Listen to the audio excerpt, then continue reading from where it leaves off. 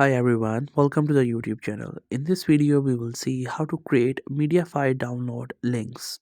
If you have uploaded any sort of media on your Mediafire and you want to share its link where the other person could download it. So I'll show you the easiest way to create one link.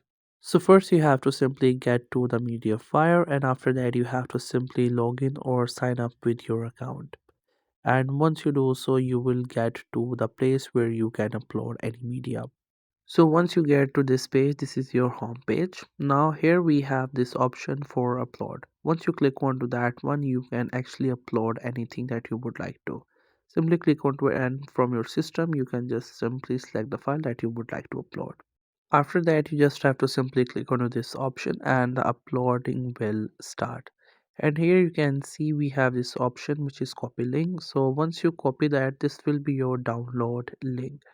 So let's say you did not download from this page and you close this page. Now here what you can do is that now here you can see we have the file that we just uploaded, and along with that we have three dots. You have to click onto it and there we have this option for share. You can click onto it and after that you can just simply copy that link or you can directly share on these platforms.